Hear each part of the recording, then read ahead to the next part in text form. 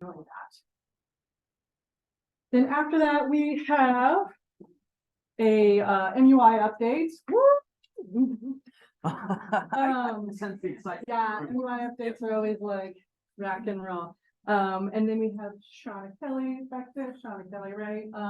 What's the organization's name again? Kohler Long-Term Care Box. There you go. She's going to give you a little ditty about what they do and how you can get a hold of her for more information. Okay, so take it away, David. Anything else? What? Didn't even introduce me. You said my name. I said Dr. David Ohl, who's the superintendent at Fairfield County Board of DED, who's going to be here talking about. Did I not say all of that? Thanks, Pam. Got it. Oh, see that left we started this like that. That's nice. Well, I'm glad to be here with you once again. Thank you. It's good to see so many familiar faces around and see some faces that I haven't seen for a while, but have opportunity to reconnect with, and then some new faces as well. As Pam said, we are going to spend the next 45 or so minutes talking about the DISC personality profile and what that means to each one of us. So I don't know if you've ever done personality profile before. DISC is one of several. And we're going to talk a little bit about not only what it means for us to understand our sort of unique personality profile, we're also going to talk about why that's important, why it's important for us to know this, and what impact it can have on our work, whether it's here at the county board as a provider or somewhere else in the community, what impact it has on those that we support, on our interactions with individuals, team members, family members, whether it's inside the organization or not. This can have a significant impact. And so I'm glad you're here. We're going to have some fun while we do it. And so I hope that you'll take advantage of the opportunity to potentially connect with someone that you don't know and really try to hone in on some applicable things that you pull from this that you can apply immediately to your work. So we have to start out by laying the foundation, and I've been here before and you've heard me say this before. We've talked about the core definition of leadership. What is leadership? And if you were to define it, how would you do so? What would you say leadership is? Influence. That's exactly right. Yep. Setting an example. You know, when we drill down to the core of it, that's what it's about. It's about being able to influence others and take them places that they may not ever ordinarily go on their own. That's what leadership is all about. And so by that definition, you're all leaders. We are all leaders because you have influence with the people you support, with your team members, with those in your community that you may be working with outside of your normal job, with family, with friends. Because you have influence, you are by definition a leader. And so leadership being influence, we want to talk about, well, how can we build more influence? And building influence is all about connecting well with others and having good relationships. That's how you build influence. You can't build influence with someone unless you have a relationship with them. And when those relationships happen, when that connection happens, influence is gained, influence is developed, and you're able to lead forward. So you are a leader. We talk about it in every session. We want to make sure you realize it. It's not about a position. You say, no, I don't manage anyone. I don't supervise anyone. It doesn't matter. In your position, you have influence. In your community or communities, the places that you live and work and are active, you have influence. So you are a leader. And so what does that mean in the context of DISC? Well, we're going to talk about it a little bit because remember, it's about influence and connecting with people. And so as we work through DISC, I want to talk a little bit about first, what is it? What is DISC? It's an acronym, and it starts out by understanding that it's non-judgmental, a non-judgmental tool to understand behavioral preferences and personality styles. It is based on science, the science of human behavior. And the important thing to note is it's about how we ordinarily behave in normal circumstances. And so because we're all here with our employer on work time, everything we do today, I want you to think of in the context of your work environment. Now, this applies anywhere. And it may be different in different contexts, but today, as you answer the questions, as you work through the activities, as you think about, how you're going to interact and engage with the material, do it within the context of your work environment, your normal work environment. It is rooted. DISC is rooted in ancient philosophy. It started out clear back in 444 BC, when these old philosopher guys started talking about things like, well, we believe that there are four core behaviors of people, and Empedocles sort of classified them as air, wind, fire, and water. And so those were the four classifications, and they were developed out from there by that old guy, Hippocrates, who said, well, and maybe you'd be more familiar with these terms like caloric or sanguine, or these different personalities that you've heard of, maybe if you've taken a Myers-Briggs assessment or another type of personality profile. Well, then we have to fast forward centuries into the 1900s, when science, social science, psychology, these things really got started. And these psychologists started to take these ideas that had existed forever and really started to develop them out into a modern philosophy. And so that the Myers-Briggs got started in the 1920s. Again, those behaviors and ideas of thinking and feeling and sensing and intuition. And then we move into Marston, who came up with DISC. And DISC, as I mentioned, is an acronym, and it stands for those four particular personalities: dominant, influence, steadiness, and compliance. Now, here's the thing.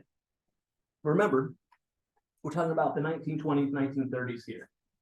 These things meant something different back then, perhaps, than they mean today. And so sometimes people get hung up on not wanting to be one of these, or I don't like that particular label. And we're not about labeling people to begin with, but these are sort of the personality profiles that you're going to settle in. And so don't get hung up on the label that you are out of this particular assessment, but pay attention to the different characteristics, the different positive and negative aspects of these personalities. That's what's most important. It doesn't matter which one of these you are from a definition label standpoint. It just matters that we understand how we normally react, how we normally behave when we're at work in a regular, normal situation. And so that's what we're going to talk about today. And so your personality, as we think about, well, what makes up our personality? Why am I the way that I am? And it's really because of three distinct things. The first one is heredity.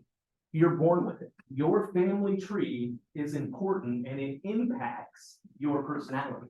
Now, that's obviously something we don't have any control over. We were born into the family that we were born into. And so we can't really change that. But it is important to understand that our family tree has an impact on our personality and how we react and behave in normal situations. The second one is environment. We know this is true, that the environment that we grew up in, the environment that we're currently in, has an impact on our personality. For those of you who work with kids, you especially know this is true. Kids who have childhood trauma and negative experiences, that impacts who they are and who they become. It has the potential to impact them. And so the environment in which we grew up in, the environment in which we live in and operate in, has an impact on our personality. And finally, the people in our lives, our role models, that has an impact on our personality.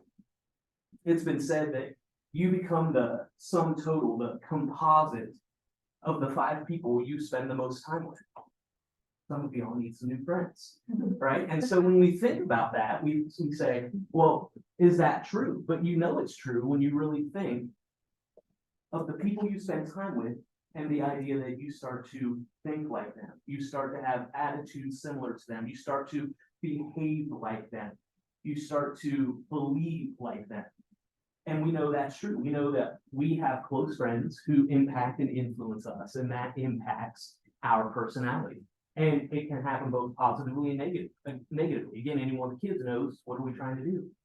Keep our kids with those that are not bad influences, right? We don't want our kids hanging out with kids who are bad influence on them. Why? Because they will influence their behavior, will impact their personality. And so these 3 things are what make up who we are, what our personality actually is. Now, again, I said there were 4 personality types, D, I, S, and C. And I don't want you to think, well, whatever I am is better than whatever the person sitting next to me is. Because all 4 of these are vital all four of these are needed. If we had an organization that was made up of only one or only two of these, then we would not be as effective as we could otherwise be with all four of these present. And so don't feel like, oh man, I really wanted to be that one, but I'm this one, because each and every one of these has value. Each and every one of them is important. And you generally have a primary personality type. And we're going to work today to figure out what that is. Now, we're all of these things. So everyone has all four of these personalities that are a part of their life. But some of them are very, very low on the scale, and there is usually a primary one. Sometimes there are two primary ones, and within a normal work environment, those two can sort of wrestle with each other to take precedence depending on the circumstance and what's happening. And so you have one generally, but you're a blend of all four of these that we're going to talk about. And here's why this is important. Here's what I want you to understand. It's important because it's going to help us understand exactly what we've already learned. Why do I do what I do? Why do I react the way that I react? And if I know and understand that, I can be prepared for it, and my team members can be prepared for it. If my team members know what type of personality I have, it's going to help us better connect and communicate. So let me try to illustrate that with this particular project. In front of you, you have a paper. Take one of those, don't turn it over, but put one of them in front of you. Everyone can have two, you need one.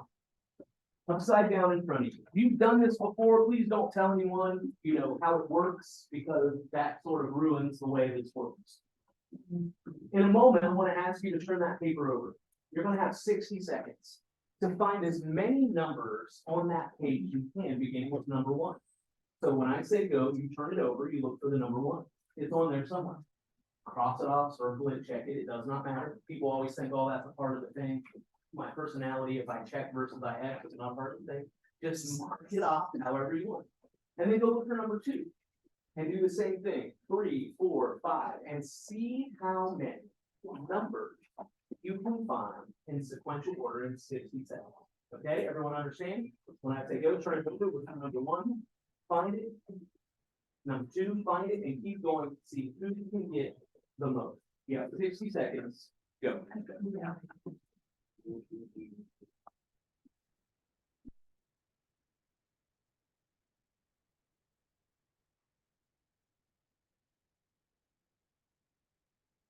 15 seconds in, it's just about this time where someone says, my number's not on here.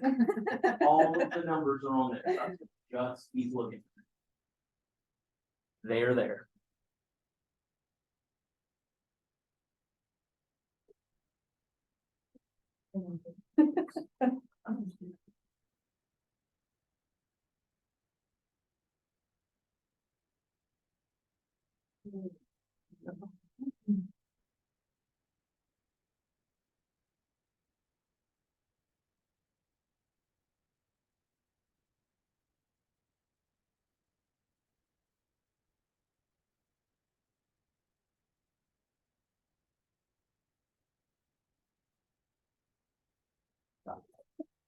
How many got to 60? How many got 30? 25? 26 over there? What'd you end up with? We'll just be going in order 1. Yes, 1. Oh. So no one can beat Pam at 26? Pam wins the M&M. That lady brought that I just stole, and you claimed as my own. Thank you. All right, 26. So here's what I want you to do. Draw a line from you see a little tick mark at the top and the bottom of that. Draw a line from the top to the bottom. Draw a vertical line from the top to the bottom of the page, right in the middle. You see that little tick mark at the bottom and the top. And then look left to right. You see the little tick marks left to right, horizontal. Draw a horizontal line right in the middle using those tick marks left to right. Now, here's what I want you to notice, and this is why this is important. When we talk about why am I here? Why do I care about this? Why is this important? This is the reason why. Notice the pattern. Number 1, she's already figured it out. Number 1 is in the upper left-hand quadrant. Number 2 is in the upper right-hand quadrant. Number 3 is in the lower right-hand quadrant. Number 4 is in the lower left-hand quadrant. It goes around clockwise in a pattern, beginning with the upper left-hand quadrant. Number 1, number 2, number 3, number 4, number 5. Do you see the pattern? Okay. Take the other thing. Don't look for numbers. You can turn it over and draw your lines, top to bottom, left to right, but don't look for numbers. Now that you know the pattern, now that you can see the pattern, you're gonna have an opportunity to do this again and see how far you can go. Now listen, I've had the great pleasure of doing this all across Ohio with a multitude of different groups. Don't be the group who gets less the second time. Happened before, okay? So I want you to make sure you understand the pattern. You have 60 seconds. Go.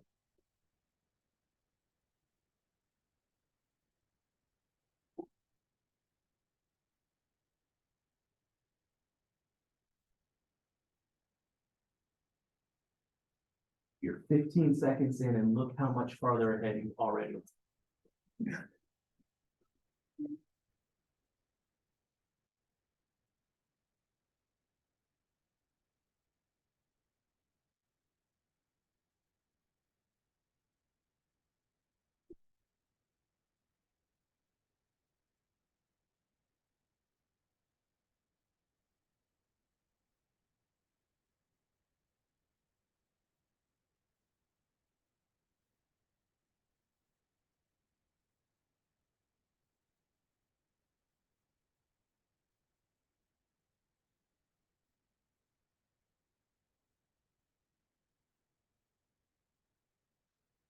Stop.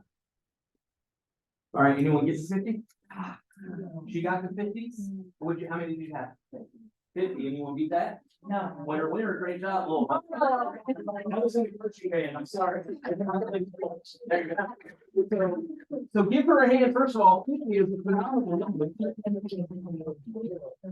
So again, this is the point. This is what this is going to help you understand. Understand the pattern of your behavior in normal work environments. And it's really, really important. And so you can see how much further you can go when you know the pattern.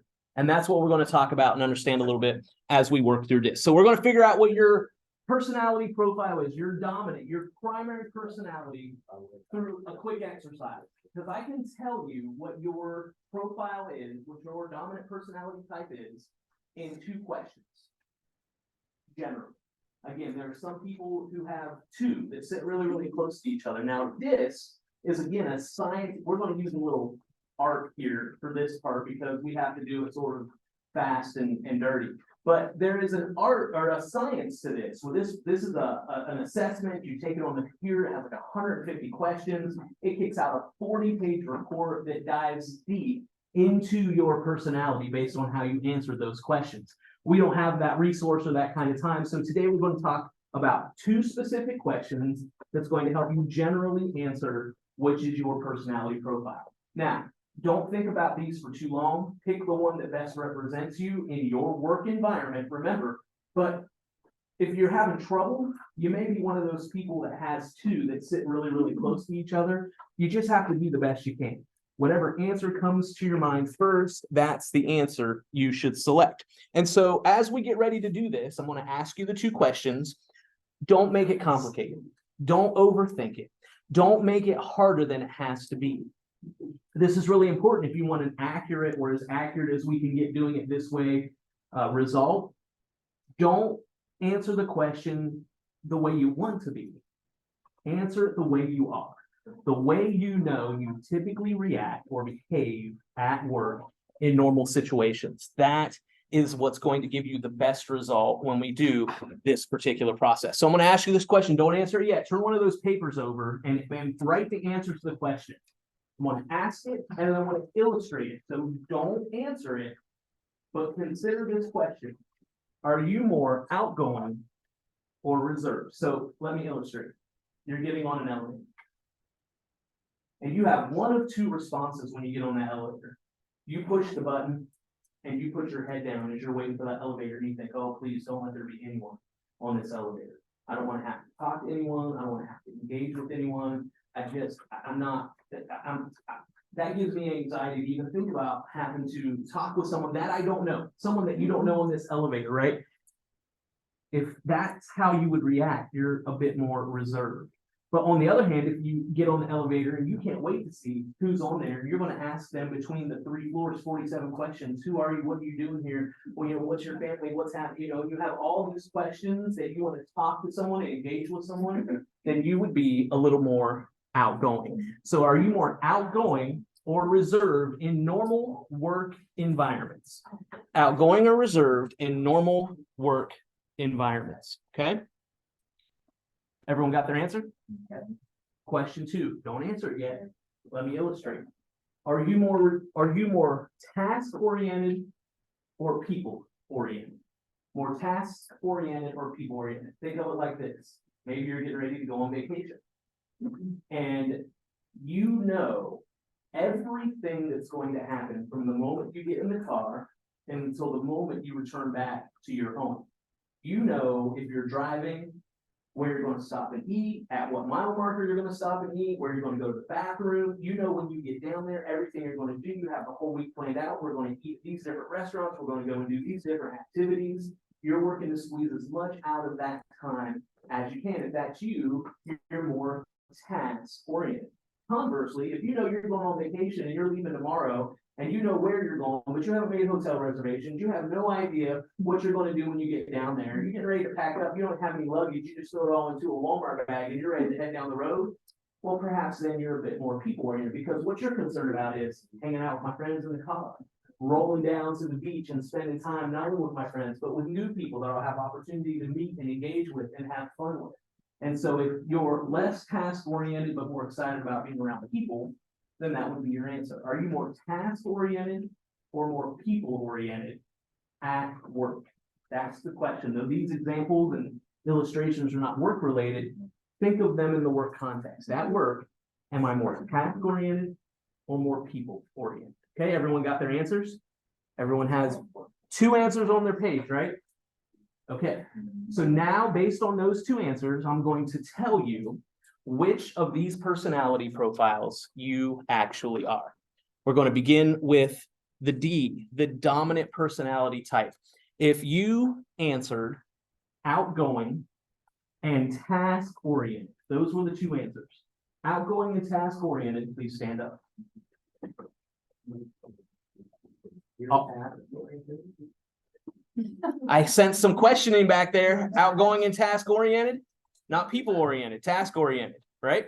Yep, she says, yep, that's who she is. These are our Ds, the dominant personality profile. Give them a hand.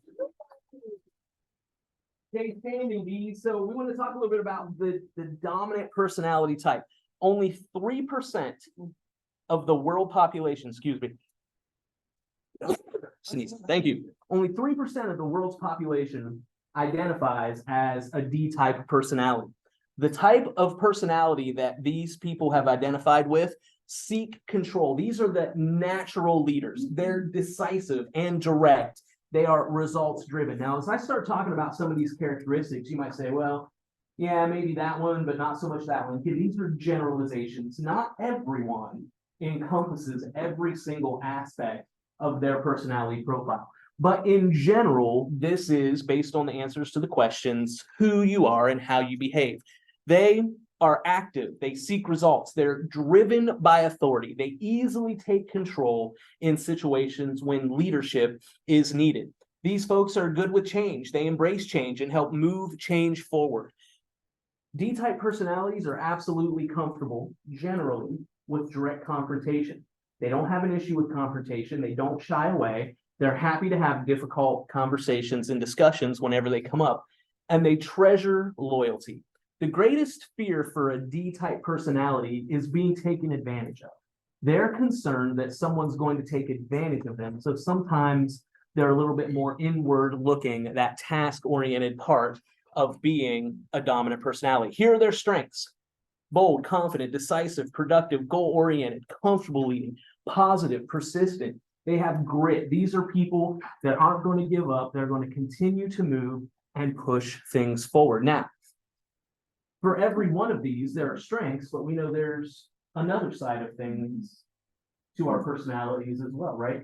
We can go too far when we end up on the other side. We can be too bold sometimes. We can be too or overly confident. And so for every one of these positive things, while I did not put the negative aspects up, they exist. We can be too much of these things and it can have a negative impact rather than a positive impact on ourselves, on our teams, on our organizations. And I'm going to send a document out to Pam and to Leslie, who can get it sent out to you, that outlines everything. Like, what are some blind spots that I should look for? What are the negative aspects of this personality, so that you can dive a little bit. So you'll get that in the next couple of days. But today we just want to focus in on, these are the strengths, the positive parts of being a dominant type personality. Now, here's the thing. I can equate every one of these personality types to a bird. So if you were to guess what type of bird a D personality type would be, what would you think? An eagle, that's exactly right. So these are the eagles, that dominant type personality. Now I can also connect each one of these to a GPS. You've all interacted with your Max app on your phone, some sort of GPS device when you're traveling. And this is how a D-type personality interacts with their GPS. You will arrive at your destination in 1 hour. Oh, no, I won't. 50 minutes, I'm going to get there. You tried to beat it, haven't you? Tried to beat the GPS. That is generally how we would interact with that. And so these are the D-type personalities, the natural leaders, very important to the overall makeup of an organization. Give another hand to the Ds. All right, we're going to move on to the next one. If you answered the question outgoing, but people-oriented, outgoing but people-oriented, please stand up. All right, these are our I's, the influencers. Give a hand for the influencers. 11% of the world's population identifies their personality as an I. These are our persuasive, spontaneous, fun-loving, friendly people. They love the spotlight. These folks are great storytellers. They're relationship-oriented. They're encouragers very, very naturally. They love experiences with other people. They want to have great experiences, and they treasure those experiences. They're always seeking friendly, active environments. Their greatest fear is rejection or loss of approval, because they can't imagine someone not liking them. They're outgoing, they're friendly, they want everyone to be their friend, and when someone rejects them, they have a hard time reconciling that. And listen, as I told you, there's no judgment here. This is just how generally we are. Very bubbly, that's exactly right. Very bubbly. And so here are some of the strengths. Again, generous, charismatic, friendly, talkative, inspires others, spontaneous, likable, fun. These are the party people in the room. Lois is a party person. And so the I-type personality is really, really important. So now if we were to think, all right, well, what would an I personality be? What type of bird would that look like? What do you think? Flamingo. A peacock?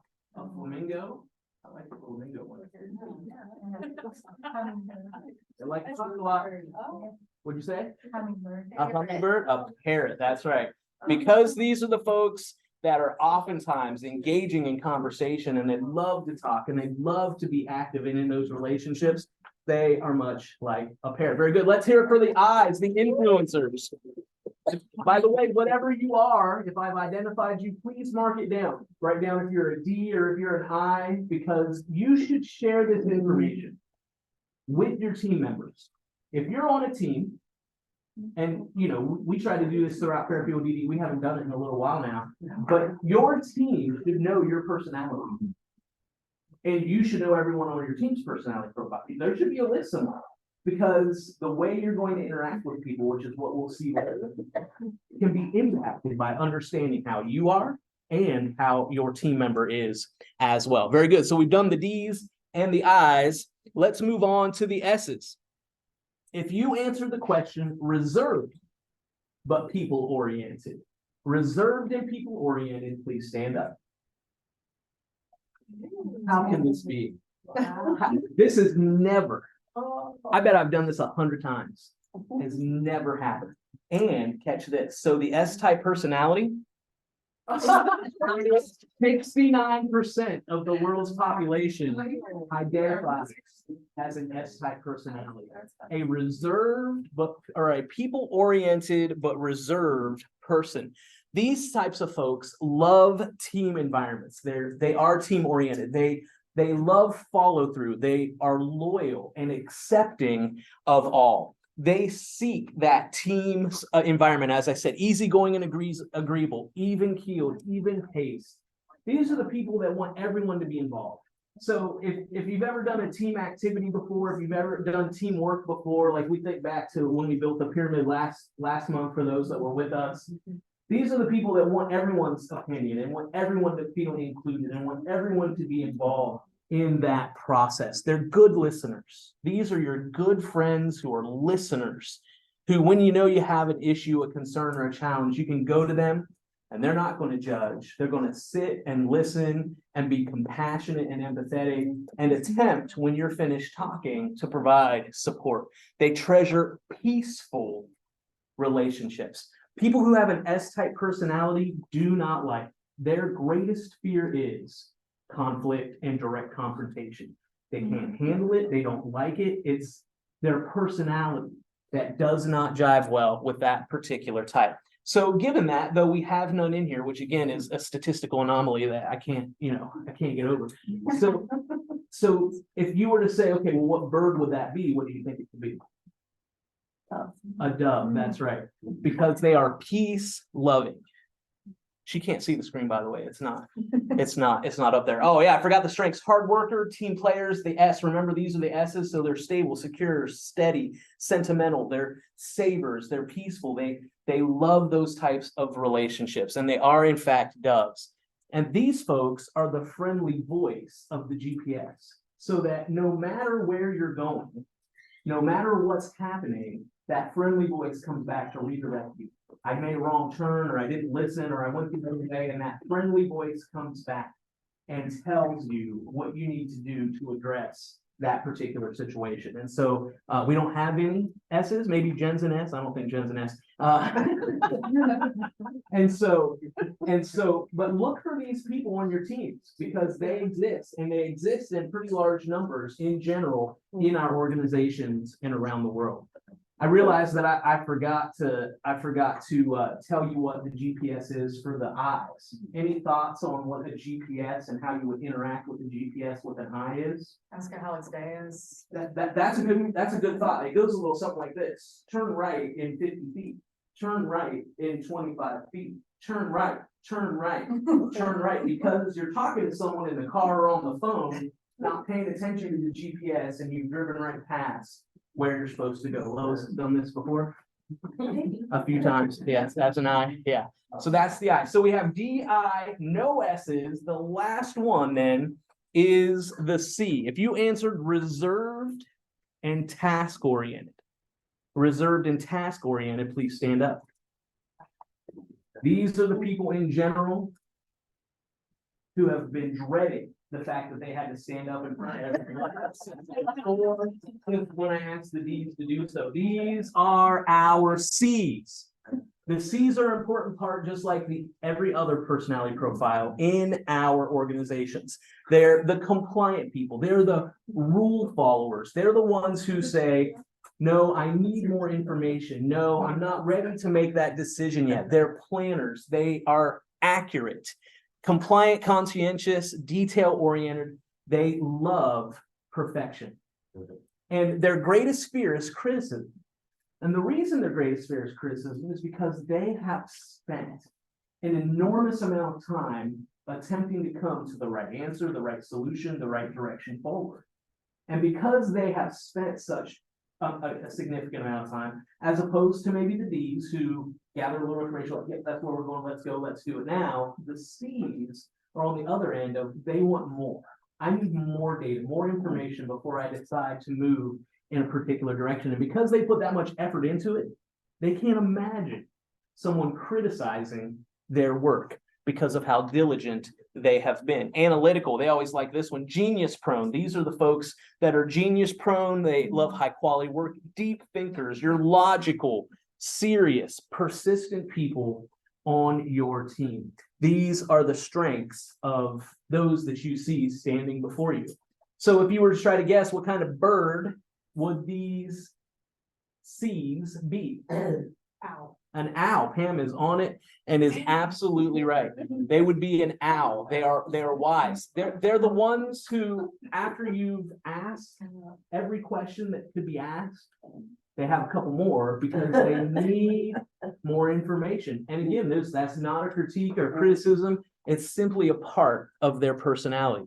They are the actual brain of the GPS that are doing the calculations, that are figuring out the right routes, that are saying, oh no, there's construction there. Oh no, there's this happening there. You need to go this way this time. And what happens when you don't listen? I'm a frequent non-listener to my maps app. And what happens? I end up finding myself somewhere I shouldn't have been, in the middle of construction or off the bridge or whatever the case may be, because there was something going on that it knew about that I did not. And so let's have a hand for the C's, important parts of the organization.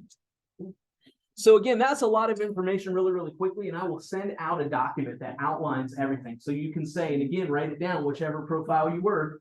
All right, I was an I or I was a C, and you can go straight to this document and see your strengths, your weaknesses, your blind spots, and learn more. Now, again, we've talked about why this is important. You now generally know what your personality profile is. And it's important because, again, if we're going to have influence, we have to be able to connect and build positive relationships with people. And understanding the pattern of how we're going to behave and react, and applying this with our teams and understanding how they like to connect, how they like to communicate, will have an impact on your ability to positively connect and increase your influence. Connecting increases your influence in every situation.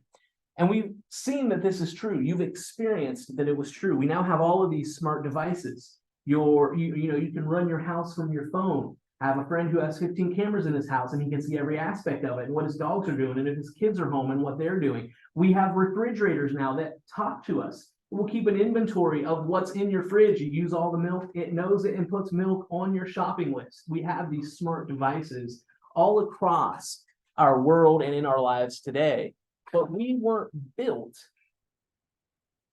that way. We weren't built to only communicate that way. We worked our way through a difficult time during the pandemic, but we learned things during it. And one of the things that we became acutely aware of was our need for connection. That 2D connection on Zoom was fine. It allowed for the passing of information. But when we couldn't connect like this with people, when we couldn't be around people, we were built to connect, to be connected with one another. Not in a technological way, but in a one-on-one personal way. And so we just know that this is true.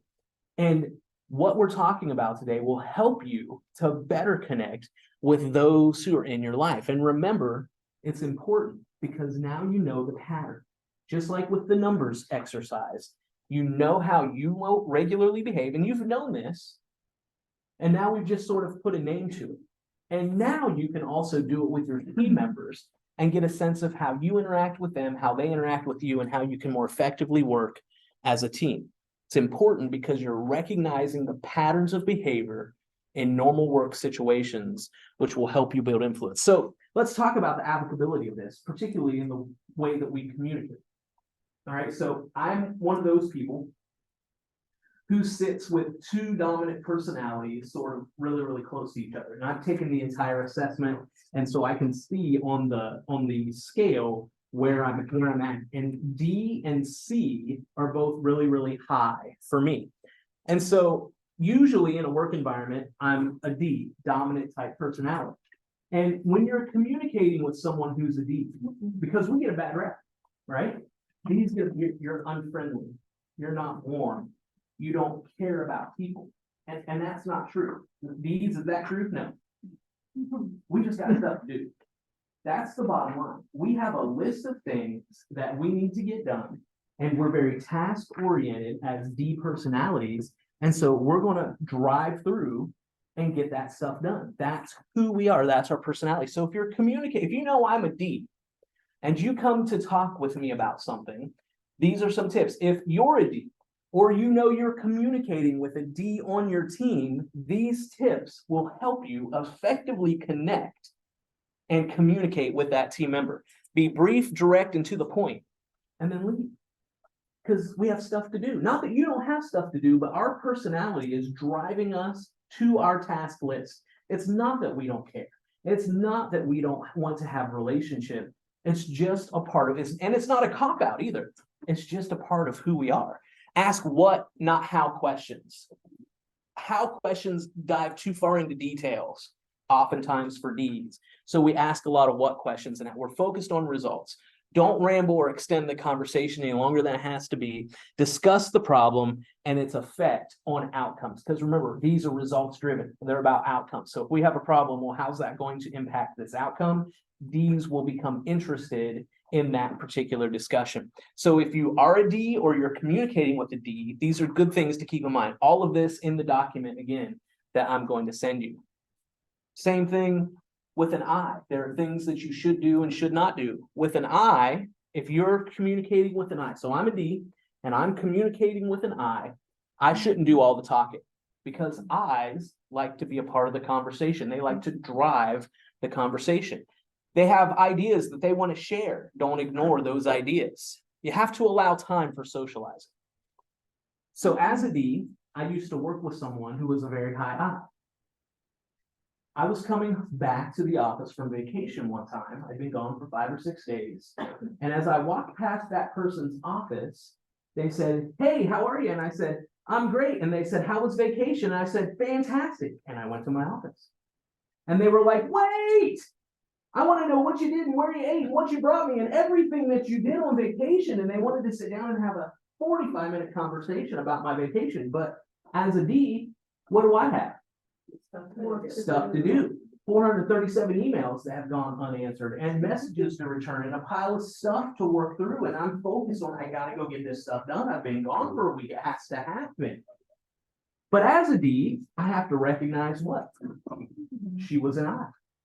She needs some of that. Now, I'm not going to do 45, so we got to compromise. I might have a 10-minute conversation and talk a little bit about my vacation, but I have to allow that time for socializing because I have to realize that, yes, I'm a D, but that's not how she can, and that's not how she communicates. And if I want to build influence and have a relationship, I have to take this into consideration.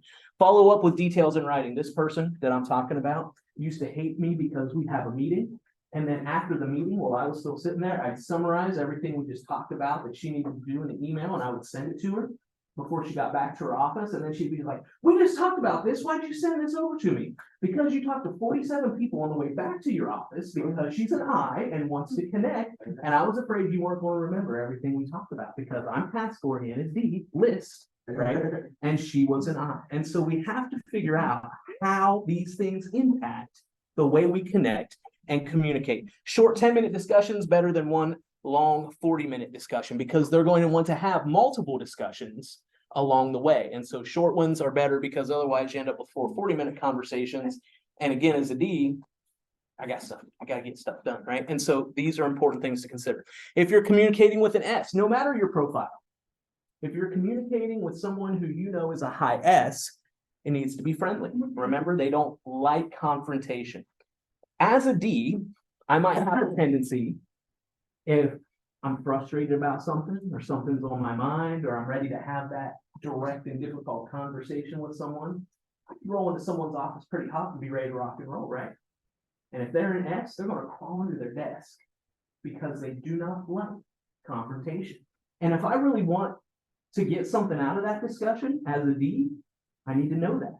Because if I go in and they completely shut down after the first sentence that I say because I've rolled in hot, we're not getting anything done. We're not connecting. We're not addressing the issue. We're not doing anything productive. So I have to realize if I'm talking with an S, it's got to be friendly. that I have to show interest in them as a person, that I cannot be overly aggressive, though it's in my personality profile to be bold and to have those discussions and direct confrontation. It's not how they communicate. Minimize the potential for confrontation, give them time to adjust to changes. They will come along oftentimes with change. They just need the time to work through it and to think about it. So no matter your profile, if you're communicating with an S, these are some things to keep in mind. And then finally, the C's. No matter your profile, if you're communicating with a C, remember, these are the people who love information. And so you have to provide to them all the details. Now, as a D, not a huge detail person perhaps, but they're going to want the information. They're going to ask questions, many questions, and more questions. We have to validate the facts. You can't go into a C and say, hey, there are some people who are saying it's not going to work for a C. How many people are saying? What are the numbers? What is the data that backs up that particular statement that you're making, because they want all the information they can have. So we have to be patient, answer all their questions, follow up, and be ready for them to have many more questions, even after we think we've exhausted every question in the history of the world that could be asked about something that they're trying to do. And so these things are important. No matter your profile, you're communicating either with someone who's just like you or someone who's completely different than you, and knowing the differences and knowing the patterns of how they respond as a result of that communication. It's going to help you have better communication and connection. It's going to help you have more influence with them, because you're going to build those effective relationships, right? And we've all been in circumstances. Perhaps you're thinking of one right now where you think, oh, that's the reason they responded the way they did. Or that's the reason maybe they didn't respond to what I was saying to them, because I approached them in a particular way, given my personality, but their personality was much different. If this is a D talking to a D, they can go at it and it'll be just fine. They'll have a difficult conversation, and they won't have any issue or concern with maybe a little aggression or some real loud discussion perhaps, but another personality would have significant issue with that kind of interaction. So we have to know ourselves and we have to know our team. And so I hope you'll take this and you can apply this right now today. And you can use the two questions just generally. You can think through your team members or family members or people you're supporting or your family and say, oh yeah, I know this person is bad. That's why this person responds this particular way. And remember this, you can be one of these at work, but maybe something completely different at home, because the environment and circumstance matters. I told you I'm like a high D and a high C. And so generally, I'm in that high D sort of personality. But if I'm in a room with people and there are a bunch of other D-type personalities there, and I feel comfortable with whoever is leading that forward, whoever is leading the discussion, leading the direction, I can easily revert to that C, to that supportive person where I'm asking questions and I want to be supportive and I want to make sure we're getting to the right answer. I don't have to be the person who's in the lead all the time if I trust the person who is. If I don't trust that person, or I don't have that relationship, or I don't feel like we're heading in the right direction, I can easily jump back up to that D and that personality begins to come out. But it might be different for you. Maybe out in the community, you might react or respond differently than you do at work. And so you have to understand this is somewhat contextual, but at work, we've worked to identify what you are, how you respond, and how you can communicate better and connect with your team members as a result of that. So I hope you'll take this. I hope you'll use it. It has a ton of value in the work that anyone does, and certainly in the work that we do, because we are in the people business. It's all about building relationships and working to build influence with those that we're working with. So I hope this was helpful. If you have questions, please let me know. I'll hang around for a few minutes as we transition to, is Jen presenting? Yeah, as we transition to Jen. And Jamie. Jen and Jamie. It's the Jen and Jamie show. And again, this document that I'm going to send out, that make sure you sign in so that we can get it to every person who's here. It will outline some additional information, so you don't have to try to remember everything we talked about. But I'd encourage you, figure out a way today to apply what we've talked about so that you can immediately impact the relationships that you have wherever it is you're working on. So thank you very much for your time. I appreciate it.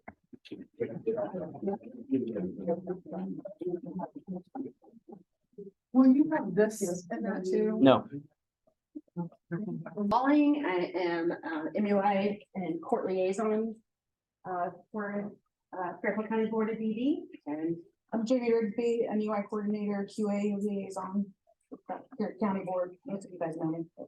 I see some new faces. so today we're gonna talk about some things, sort of a quarterly review. We talked about doing this in the past and kind of bring it forward so we didn't wait too long about information that people might need or things that are going on. And so today's topic is pretty much going to be about some trends and patterns that we've been seeing so far this year, as we're all gearing up to be looking at filling out our annual report and turning that in January. We're just sort of coming forward, and then some resources that are important that we want to kind of make sure that you know where they are and what types of things they might be able to provide for you when you're working with your teams, when you're doing prevention plans, when you're looking at those UI investigations. And that's kind of where we're gonna go today. So it probably will not be a super long session. I'm sure everybody loves to hear that, especially from MUI, but that's where we're gonna go with. And so we're gonna start off with 3 trends that we decided to look at a little bit, were verbal abuse, neglect, and misappropriation. And so Jamie's gonna start us off with misappropriation. Oh, I heard that way, then you can. So I want to talk about misappropriation because in all of 2022, we had 9 MUIs filed for misappropriation. And this year so far, January through September, we've had 19 already. And so we were kind of wanting to look into why those kinds of things are happening. Now, I'll tell you too that 2, 3 of those, or two or three people have multiple misappropriation MUIs. Those are gonna be the, you know, maybe some people that are in and out of shelter, or maybe hanging out with the wrong people repeatedly. I'm sure some of you guys know exactly what I'm talking about. So it just keeps happening.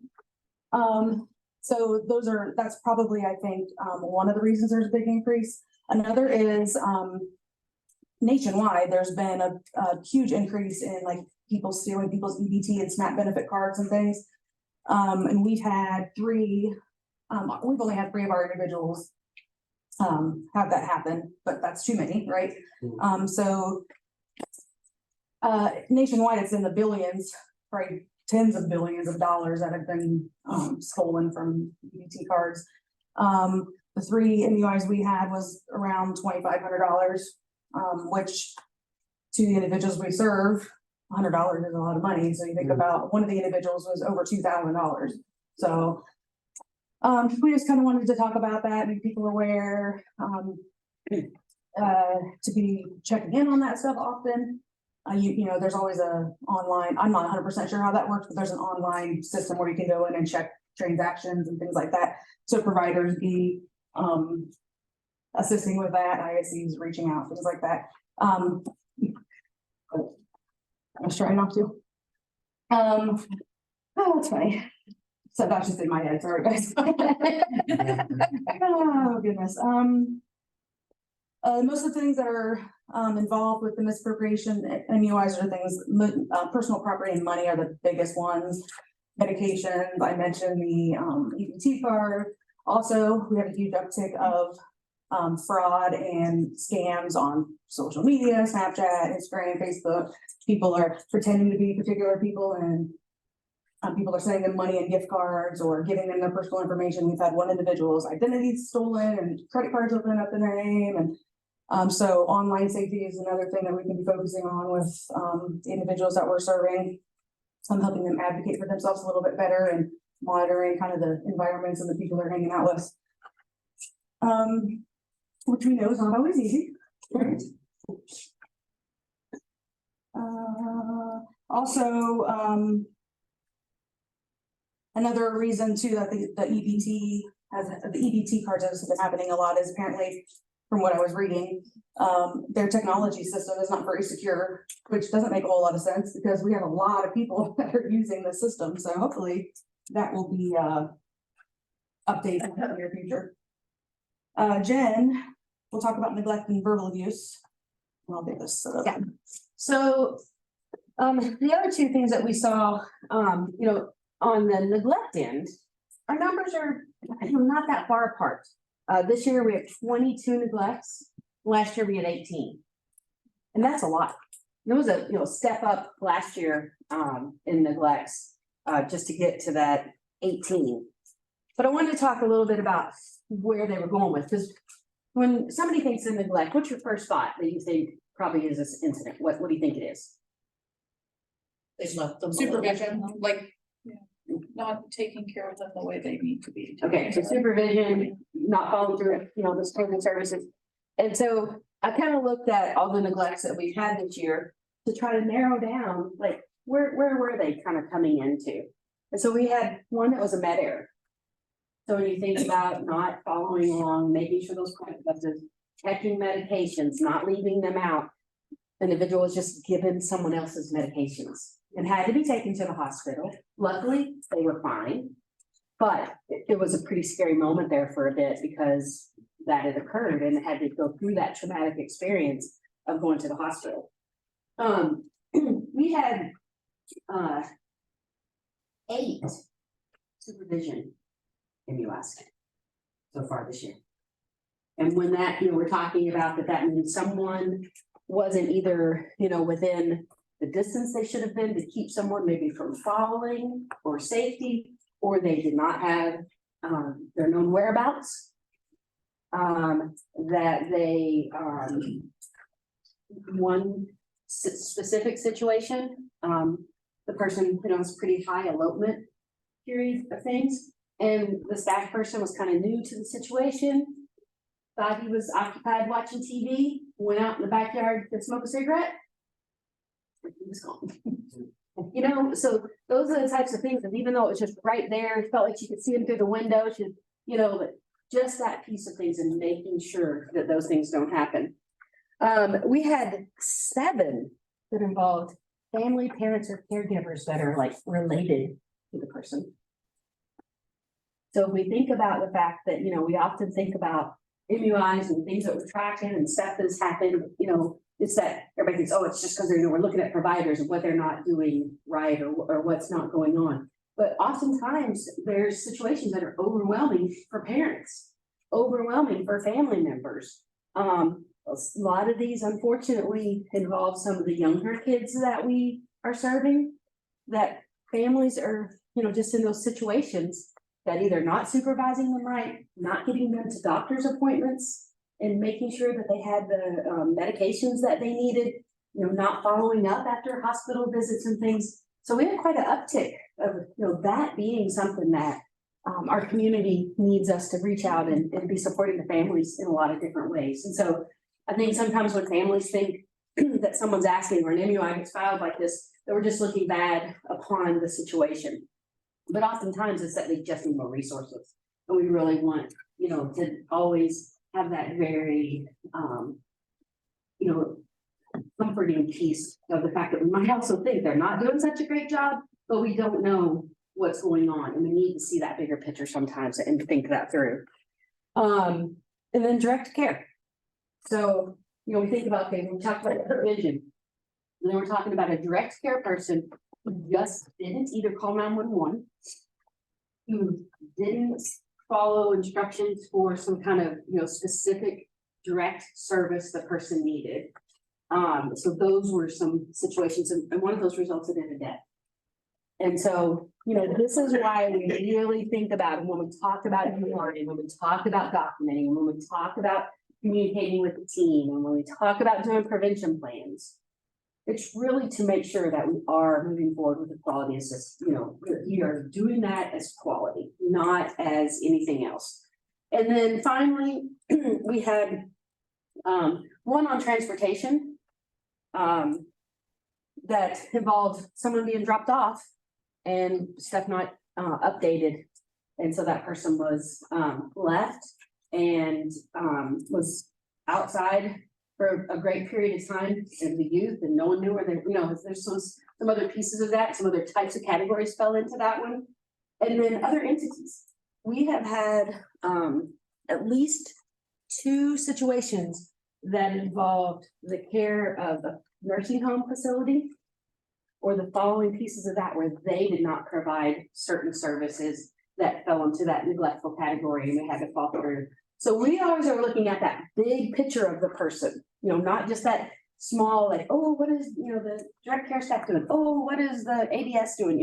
We are really looking at across this to make sure that we're giving support that, when they rely on someone, need someone to help them through systems that were there to do those things.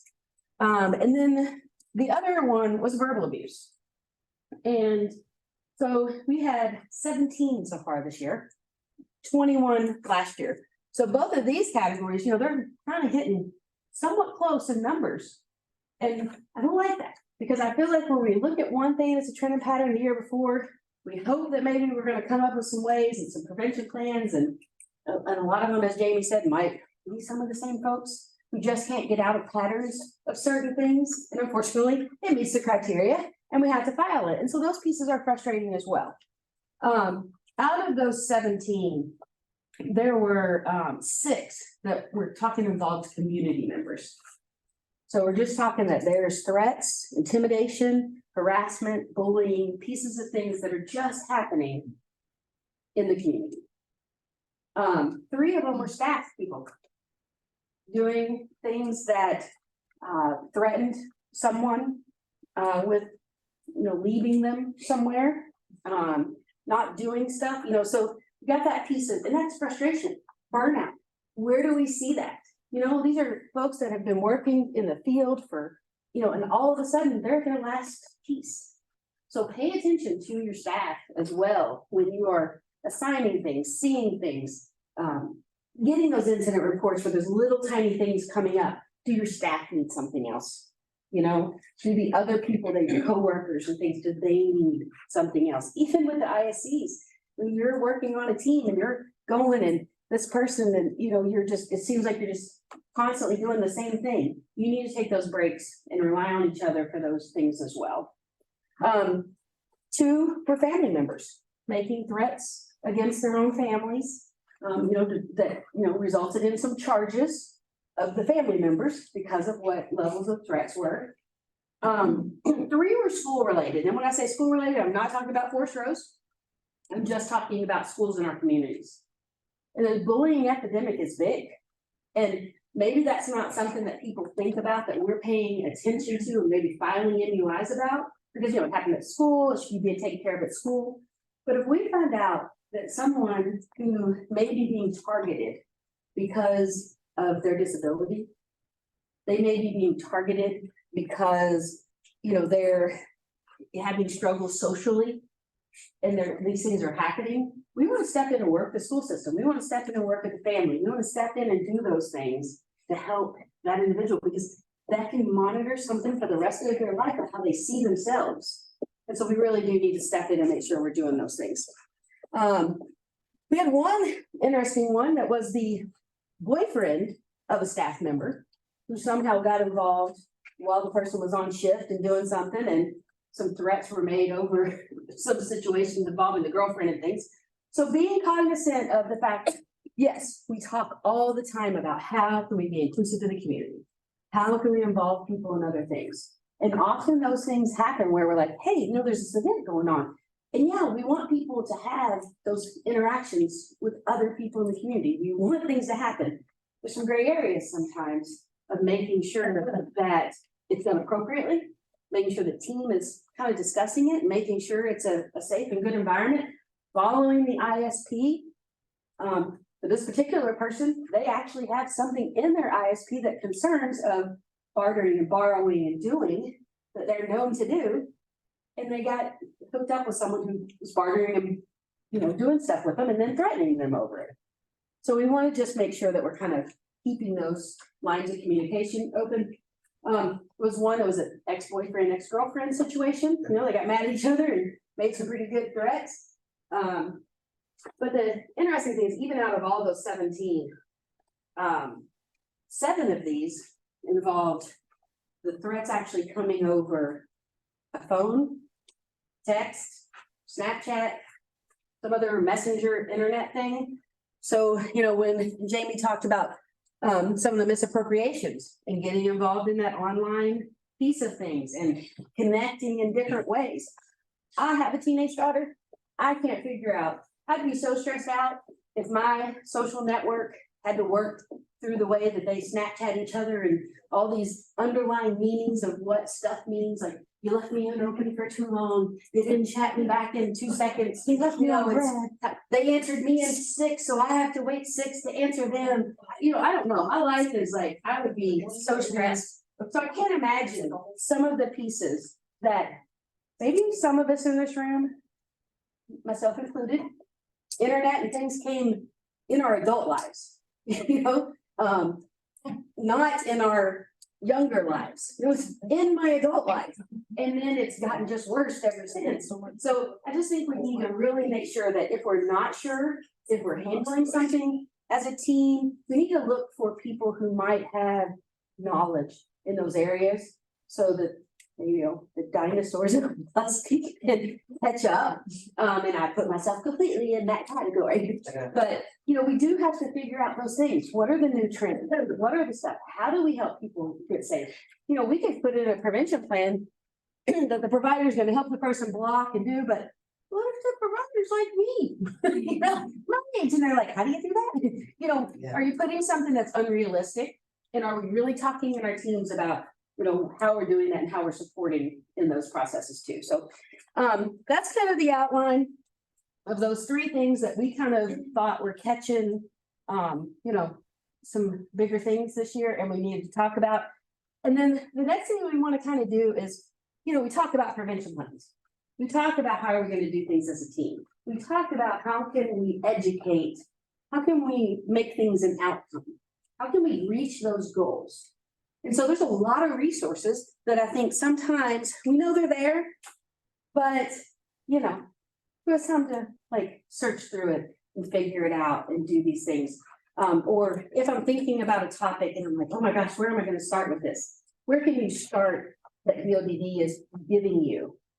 Sometimes on our county board, we're working to put some more things on our website to make providers have access to some quicker things in that piece. Picking up the phone and calling us, like, hey, we may be monitoring something that's happening with a couple of individuals that all of a sudden you as a provider are starting to face. That's why they have trends and patterns. That's why they have health and safety alerts. So talk to us, talk to the ISC, say, hey, is there anybody out there? Talk to behavior support. Get together when you're at this provider meeting. Get more of your providers to come to this meeting so that you can talk about things. Those are the pieces that we want to look at. So we're going to walk you through some tools that we found that sort of met these 3 topics, just so that we can kind of keep it on task for that. And the first one, I think. Yeah, so we go to the DODD website. I'm sure we've all been on there at one point in time. If you scroll all the way down to the bottom, there's your health and welfare tab. Oh, of course. And 500, there's an error. Why? So like you said, sometimes it's hard to get the information. One moment, please. It could be a TV timeout. Having a TV timeout. Is the Internet down. Can you hotspot it? It's not the internet. Yeah, it's working. Anybody in the DODD's website? So let's try to go to it not from that health and welfare link. Let's just try to go to the toolkit. Well, I gotta get into the website first. Oh, It's not did it letting kick me. you back out of that? Yeah. Oh, sorry. I apologize. I thought we were. Because sometimes when you use the links, you'll get those crazy errors. Like I was trying to go from an email that DOD sent out and I hit the link and it's like, error. I'm like, okay, now what? Not letting you in the website now. We are currently experiencing higher than usual traffic. Well, then we're just going to have to wing this because, technology, what did we say? We can't always count on it. So, I'll keep working on it. so how many of you have been on DOD's website and subscribed to a newsletter, a reminder, a Monday memo? Show of hands. Okay, everybody who didn't raise your hands, that's your assignment. Okay, so there are ways to go in and look, and it'll say subscribe. And basically, it will send you an email about the most recent stuff. For example, there is something called Monday memos. And a lot of Monday memos have a lot of stuff. And you might see the first few and you think, gosh, you know, that's about somebody else. You know, that's about the people who are at the county board doing the, you know, resource management. That's about the politicians and the higher ups that are trying to get these things through. But scroll down through those. Take some time to read those Monday mornings, just recently in one, because I'm guilty sometimes looking at the first two and going, oh yeah, those are not me. But there was one that came up, and it's under the training at DODD. So they have lots of little headlines under those Monday memos, and it was about elopement prevention. And it was a training. And so, you know, I immediately sent it out to the ISC supervisors and said, hey, let's share this with our teams. Because again, they might be like me, you know, and not read the whole Monday memo. So shoot that out there. Had one team that I know struggling with something because we've had a couple of MUIs, a couple of them have been supervision neglects, right? And so shot that out to that team and said, hey, you know, I really think you all should look at this and think about it. So I'm gonna invite you to go to you know, sign up for at least Monday memos, right? There's one thing that you can do and help get it. Okay, one more time, guys.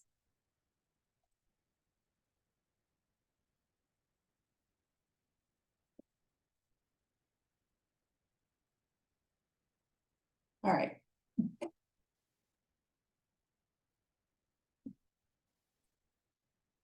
No.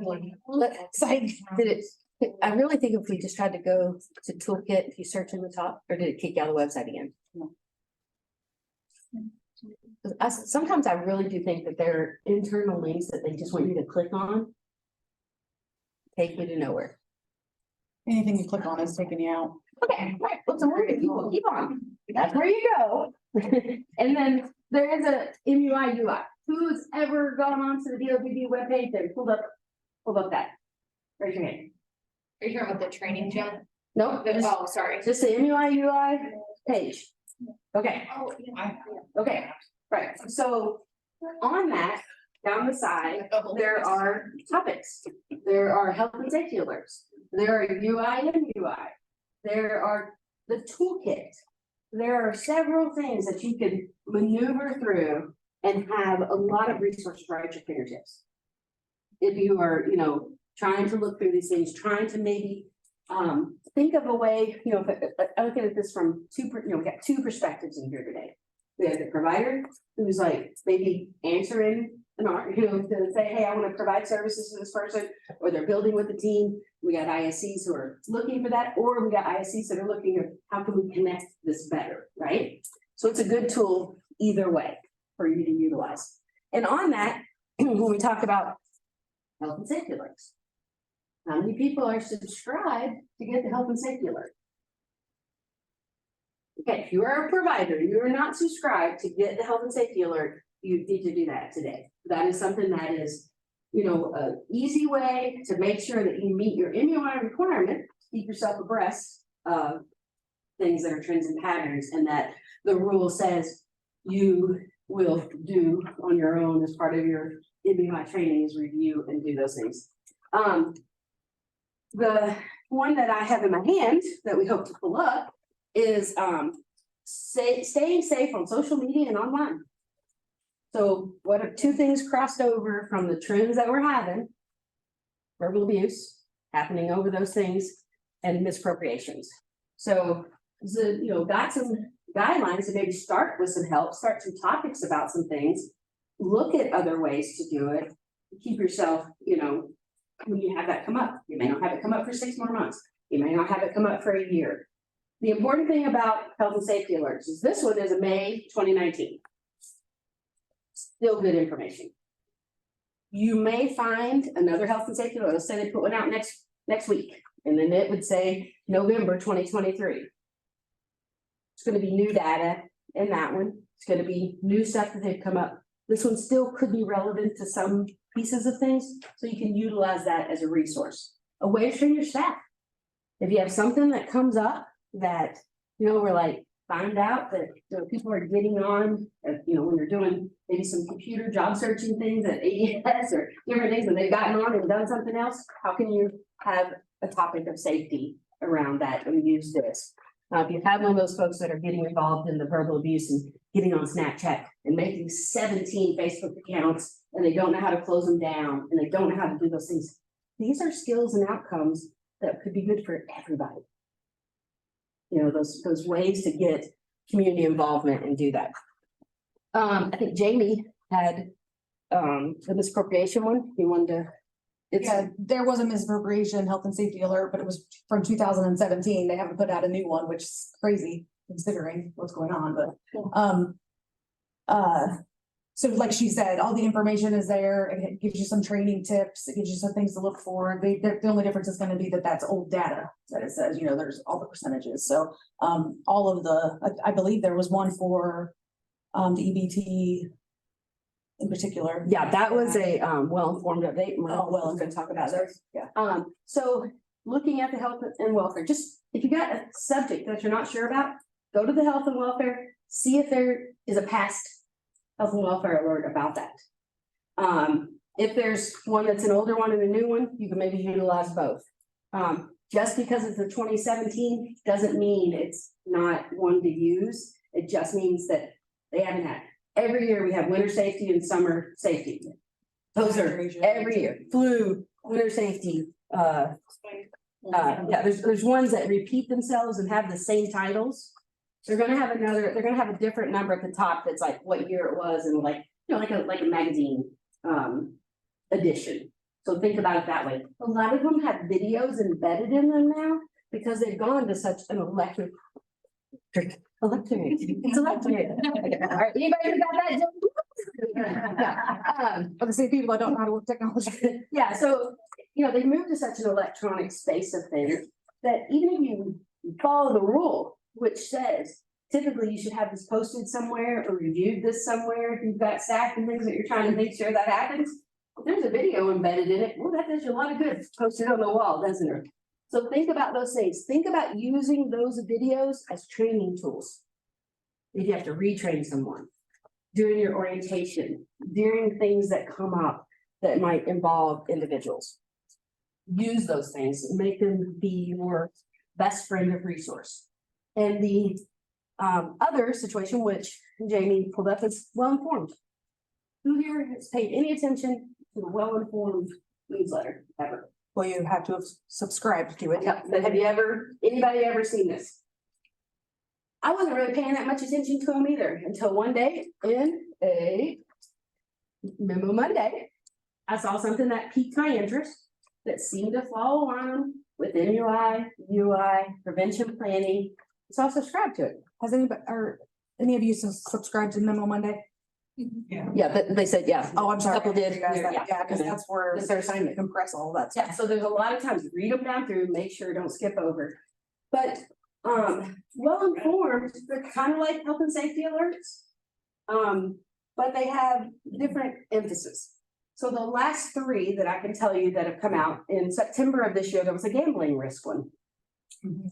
Okay, so you might have some things that are starting to peak about things. When we have people getting online, I don't know if you know that you can sign up for these games and play and they pay you money or something. Oh, yeah, like the card games is a big one. Yes. Yeah. And I'm thinking, okay, it might be cool for a minute. Prompt you to give money. Yeah. So then they end up spending the money they don't have. Right, but they just say, They don't- what are you in there doing? Oh, I'm playing the game, Yeah.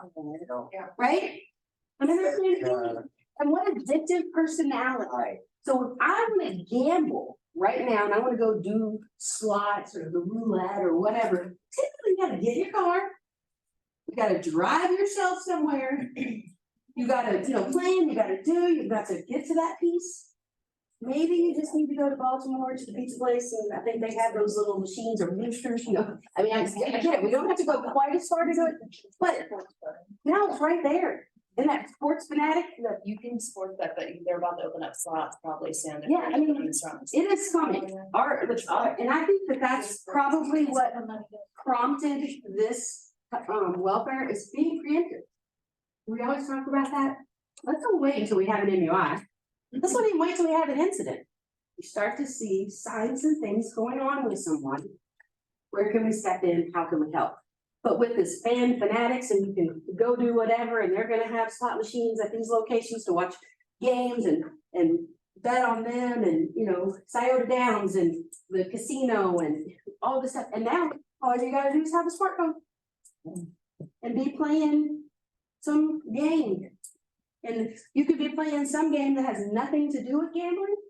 There's ads on those games that then they try to get you to click onto.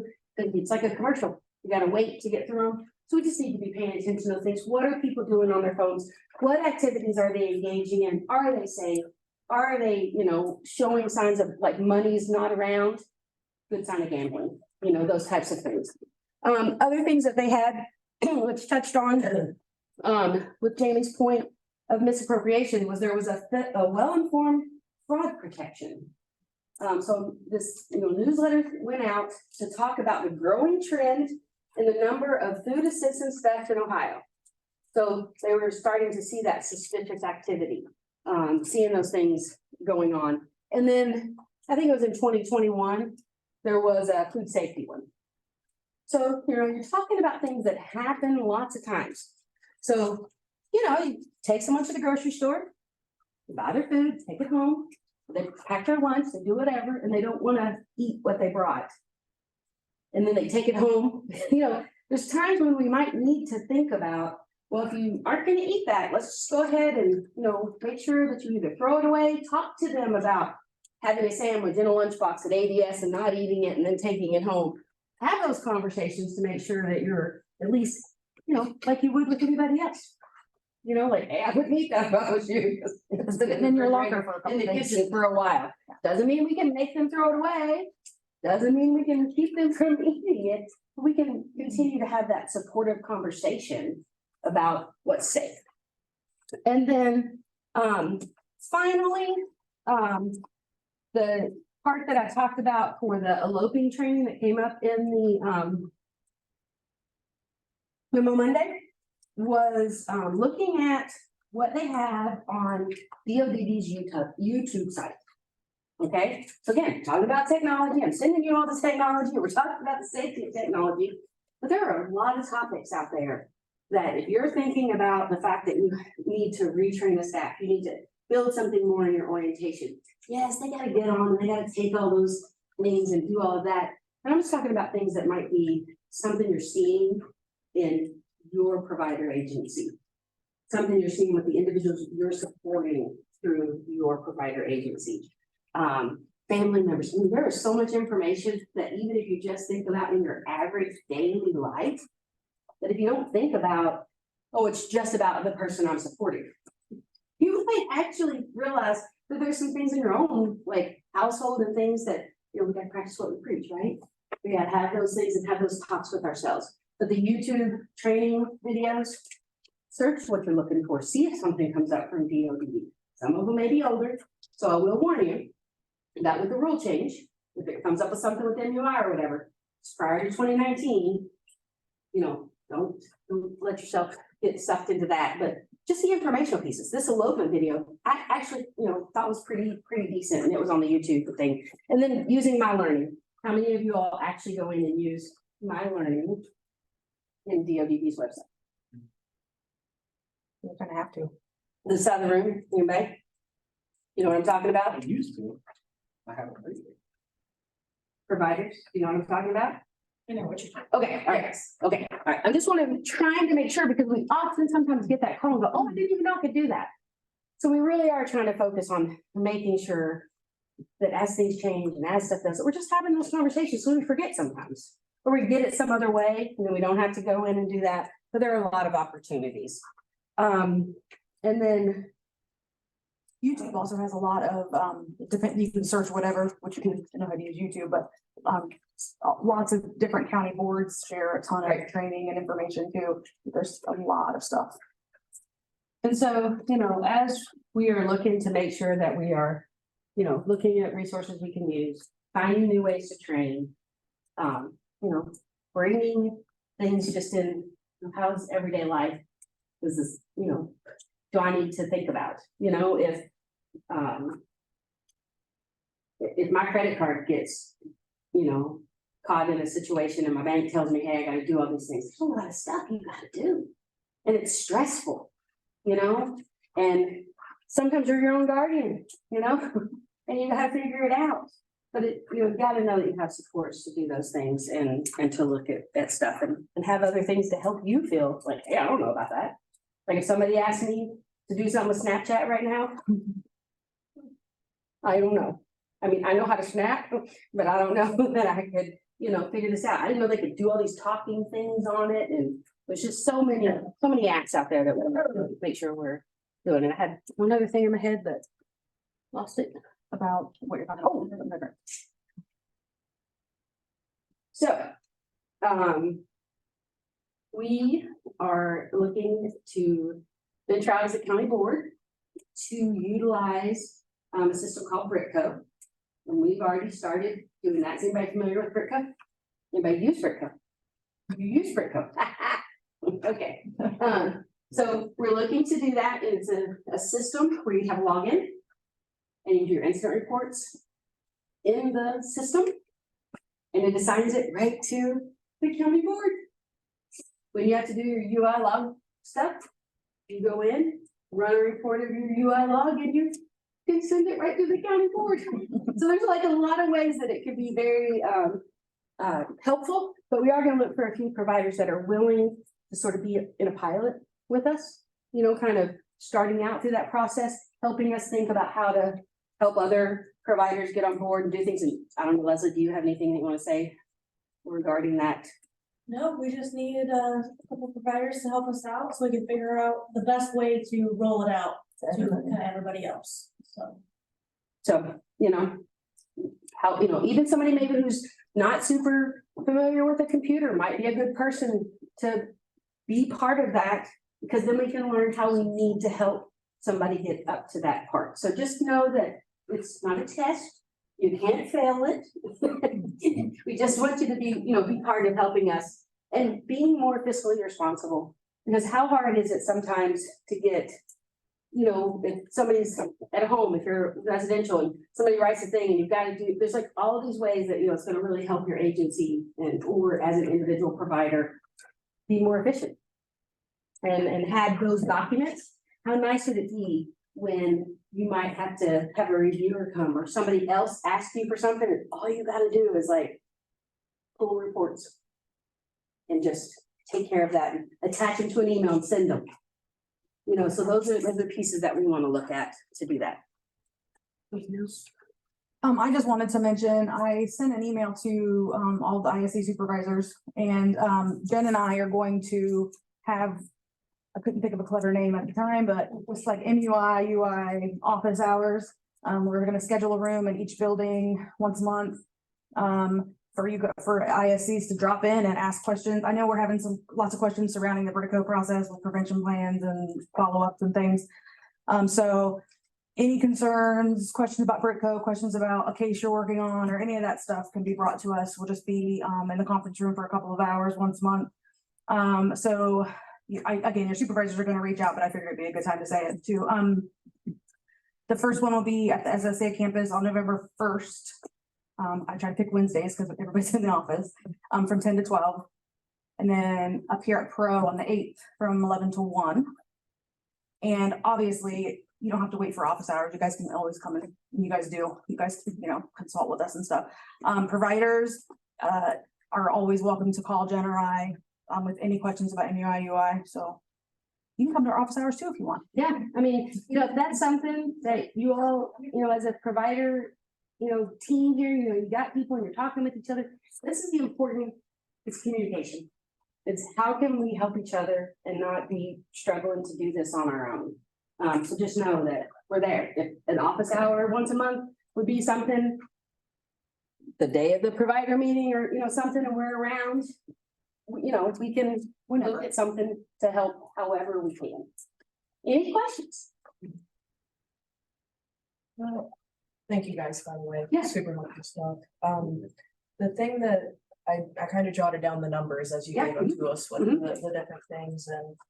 I'm seeing an increase in neglect MUIs and misappropriation MUIs compared to last year for Fairfield County. And I'm wondering, because you guys see these incident reports and you determine if they're MUIs and stuff. Do you feel that providers are doing a good job explaining causing and contributing factors and tying in the preventative measures with that to prevent possible MUIs? Or do you think that it might be a future meeting or a conversation piece to say, hey, let's dive into how we're identifying? Yeah, and so just yesterday, we sent out, a training flyer, about a month ago, and we had a UI investigation training yesterday, for providers. And we had, I think about 10 providers, that came, and the state came, our regional MUI person that reviews all of our stuff. And the IA, the investigative agent for our region, who would be, looking at things if it involved the higher levels past the county board that are investigated. She came and did that, and we have some ideas of doing it again. We have some ideas of doing it a little bit more in depth, like giving scenarios, writing incident reports, having conversations about that. I do think that providers, for the most part, are doing, well. It's increasing in better communication of things. I can send the PowerPoint out that we had yesterday to this group, to the provider piece of this, so you could have that and see that. And, kind of do that. And again, anytime you think there's something that is in need, if you think there's something we can bring to you, if you need us to come and just sit down with you because that's how you operate best, we talk about our disc pieces here.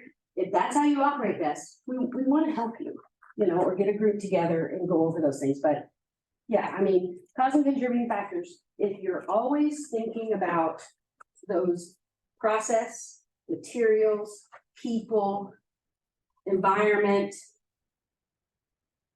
and materials, environment, Process. humans. Humans, yeah. Anyway, there's 5 of them. If you think about those in that way, like, did it involve something a person did that caused, did it involve equipment failure? Did it involve materials I didn't have? Those could be causing contributing factors. And whenever you're thinking about causing contributing factors, the state said yesterday that one of the things that he loves to see across all of his counties is, maybe we're not sure, but possible causing contributing factor. Like, someone gets injured and we don't know where the injury came from, but we learned that they were, out in an environment that, we don't know that that's really what happened, but possibly because they were in unsteady ground, possibly. So we're just looking at that from, not that we're gonna always have the end all be all answer for what might have happened, and how might we be looking, how can we be safer the next time in that environment? How can we change this? How can we do that? So yeah, just keep asking those questions, and the 5 whys, asking something, why did this happen? Oh, why did that happen? Why did that happen? And keep asking yourself that until you get to the best answers that you can come, and at least 5 times, you should have better causal contributing factors to a situation. The things we don't want to say is, oh, Joe always falls. Because maybe he does, or maybe he has gained issues. The thing they said they don't want to see is, well, they have a diagnosis of XYZ. So therefore they choke because they have this diagnosis. We want to stay away from those things, and we want to really be looking at what was going on in the minute at the moment. One of the examples they gave yesterday was, 2 people were just fighting with each other. They were just sitting there, and all of a sudden they're just fighting over what was on the TV. Well, what was happening before that? And, examples, if you ask, well, why were they fighting over the TV? someone loved General Hospital at 3 o'clock, and the other person had been gone and came in and just wanted to change the channel. Where can we stop and talk about routines of things, respecting each other? Is there a second TV?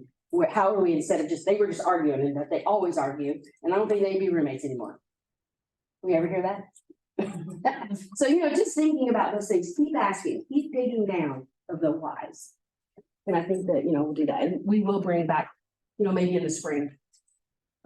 Some more detailed, real follow-up cause and contributing factors. I also have a PowerPoint that we did for ISCs because, they need help with the provider to put it in the plan, to do the things to drive that. You are giving your verifications of the prevention plans to them, keeping that record for yourself if you get reviewed. So we have that cause and contributing and prevention plan presentation that might be able to send out that, that, or we can do a special cause and contributing factors and prevention plan training. Be more than happy to do that. I was gonna say too, like, it's, you kind of asked, are providers good at doing that kind of thing? And, some are better than others, obviously, because we're all human, right? So if you have, people that work for you, you have DSPs, encouraging them to be very thorough when they're filling out an incident report, because we don't get a lot of information sometimes. And the more, you're not gonna, come up with cause and contributing factors if you don't investigate it and ask questions like she was talking about, putting a prevention plan in place due to those cause and contributing factors.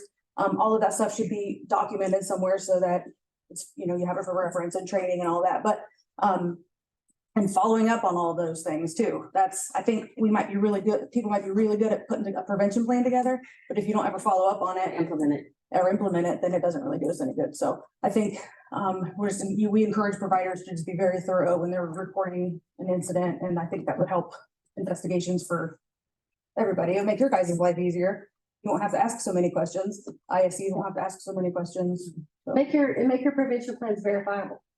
So make them interactive that, we're gonna just meet about this, or we're gonna, make them things that can be documented, can occur, can be checked on, can be monitored, can be looked at and done. So that's a really important piece of things too. And they should be done, whether it's an incident, a UI, an MUI, you should be thinking in these things. What caused it? What are we gonna do to make it better? So, thank you.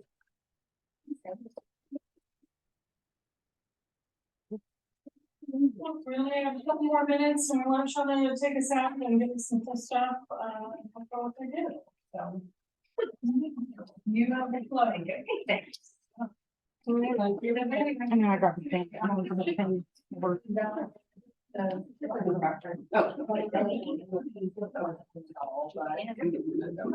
Yes. Here. Oh, the things we had these years. So she gave you one. Because we had. Hey, what's his name? Really good to have you around. Maybe I had like 5 to get.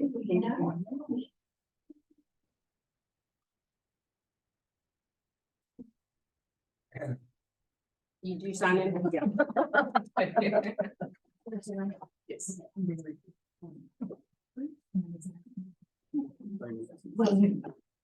I'll get that way. I'll get that way for sure, especially as soon as I start talking too. So,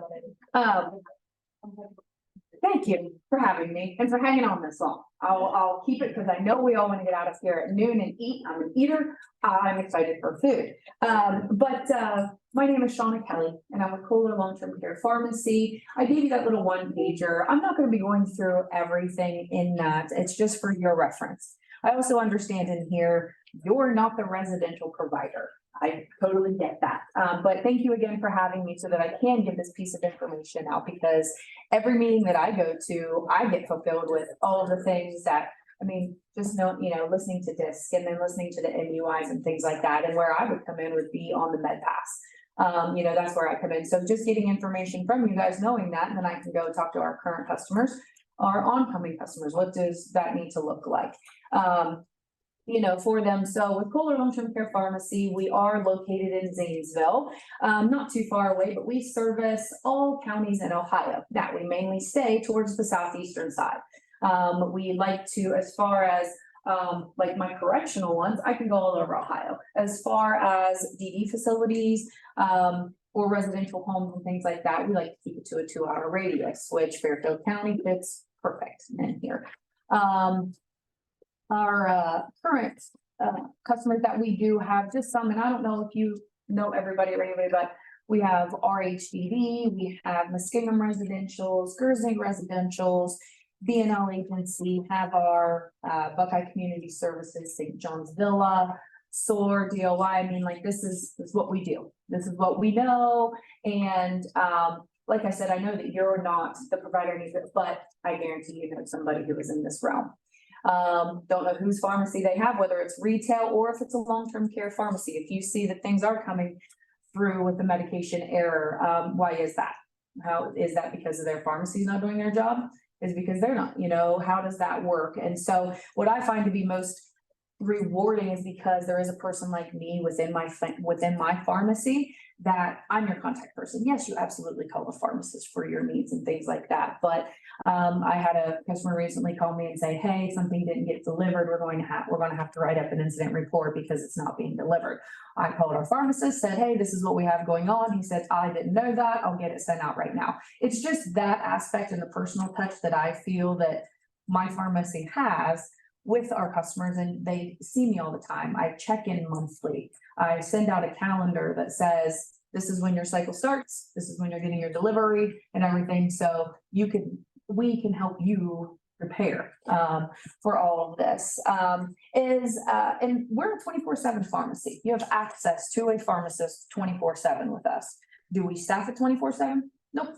But if somebody needs a medication at 3:30 in the morning, they call the pharmacist on call. That pharmacist calls our driver. They meet at the pharmacy. It gets filled and out to you. Now, there's also, let's say if there's an antibiotic and it's 6 o'clock, you know, that's fine. We'll call your local pharmacy, whichever one is closest to you. We can transfer that med so you have that antibiotic in 30 minutes. However, then get that first 3 doses, it gets transferred back to us. We fill for the full fill and then give it out. Or deliver it to you. So, we do the compliance packaging, which is the blister packs. The State Board of Pharmacy still calls that the best form of medication, as a dispensing medication as far as that goes, and you can do your 3-point checks. When we do onboard a customer and everything, I like to be a part of that onboard and training. I've been through all of the MedPass trainings. I think that's important to then pass that along of how that goes. This is what your delivery is going to look like. I'll show you the check-in form if they're not familiar with that, but then it's easy enough to pop out that blister and then record that MedPass. Also, what's best part, because we all know that we have DC Meds. DC Meds comes in, it's like, oh crap, that's DC. You can send that card right back. That's the easiest part. You're not sending a bottle back. You can't do that. You're going to send that card back to us. We either repackage it and do that, or we just take it off the hands as far as that goes.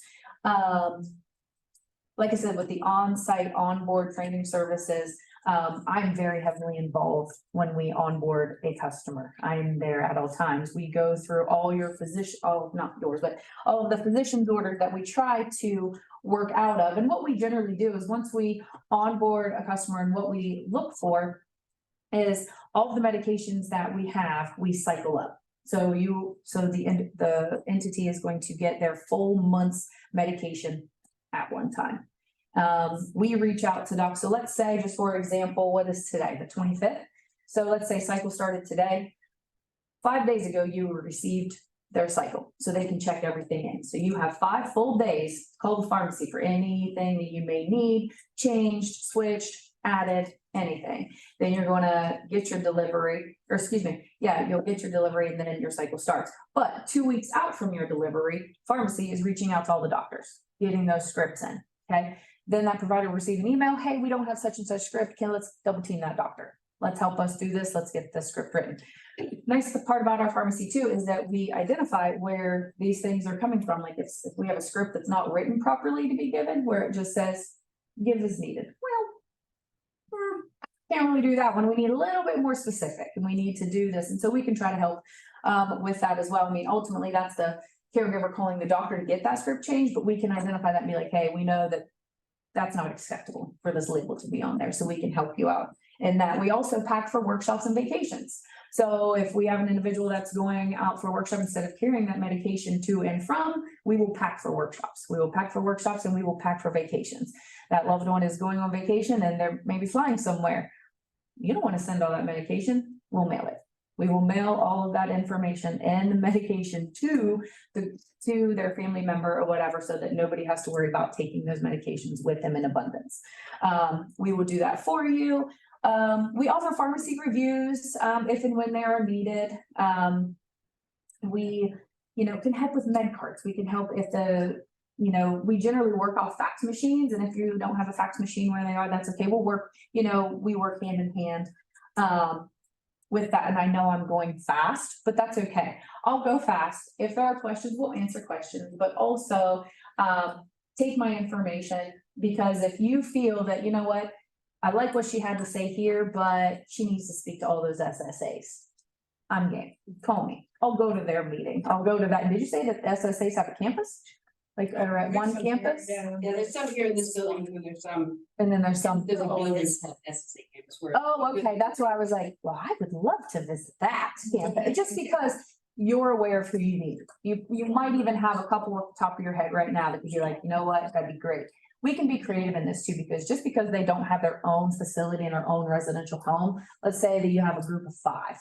Well, just for example, in Muskingum County, because that's where we are, we have, we created a home called Muskingum County Board, where we make deliveries to those individual homes, but we've made them, they're close and it's a little different, but we could coordinate to where we have one hub that we deliver to, and then those caregivers come. So we can be creative in that aspect, especially if you have a couple that you're thinking of, like, you know what, that MedPass always gets skipped, or they're constantly doing this or whatever. So we can try to help that out. And again, if it just a meeting to get additional information and sit down, does that work for them? Hopefully it does. If it doesn't, that's okay. But at least, you're going for those avenues to try to remedy those things.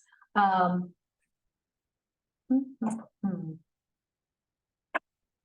flew through that, which I think I flew through it. Because, and then another thing, are any of you going to opera? You going to opera? Come stop by, say hi. I'll have a booth. I'll be up there. So, but I would love to, see you all again, or reach out separately if you have someone in mind. Like I said, we do all of Southeast Ohio, Fairfield County. We'd really like to expand over in this county as well. We deliver to the area anyways, with our other facilities that we service, not so much DD, but, difference in like that. And like I said, I know I flew through. Any questions at the moment? I feel like there's a few things that I probably did miss. Thought I had my list going for me. But on a side note, from what we were talking about before, as far as the disc goes, I am a big old I, what I am. I also have flanking D's and F's, like that's me too. And the C's, the bless your hearts. Because that's not me, but we need C's too. I mean, it takes the whole gamut of everything, but God love you. And then outside of that too, has anybody ever taken the love language quiz? Oh, look at you go. You're already on top of things. I was gonna be like, hey, go do that, because it's obviously this is your workspace, but then like on the outside, love language. I've taken that quiz and I'm a big fan. Another thing I'll just touch on real quick. At the bottom of this paper, because it's not just Kohler LTC. Have you heard of Shriver's Pharmacy anywhere at all? So that's our sister company. That's our sister pharmacy. We have we have 12 additional retail pharmacies. We do have Shriver's Hospice. We have Shriver's Compounding Lab. We have Shriver's Echo, which that has to do with hearing aids, and that's only in our Logan location. And we have Shriver's Home Medical. So when you onboard with Kohler LTC, you have other avenues and access to everything that we have. So if you do need that hospital bed, you need crutches on the fly, if you need things like that, our DME side takes care of that. I'm still heavily involved because we're in the same building. So I will constantly be taking, it's my job, once I have a facility and onboarded with me, I'm going to be taking care of that. And assisting and everything. And so, like I said, if they're fearful of changing pharmacies, I get it. It can be a big jump, it's a big to-do, but sometimes it's worth it just to talk it out and see, those things. And, sometimes people are very, very, loyal to their retail pharmacies, and that's awesome. We have a lot of retail pharmacies that I love it, that people are, loyal to, and that is wonderful. But does that make sense? Does that make sense? Because retail is totally different than long-term care. Long-term care, in my opinion, take better care, but it's because we know a lot of things retail can't do and what we do. So, if you have any questions, please feel free to ask. Catch me after. My business card is up here, as well. You can take some goodies, any candy or anything like that. But, if you don't have anything, I appreciate you guys again for having me today, and thank you. Thank you. Okay, guys, that concludes our provider network. You got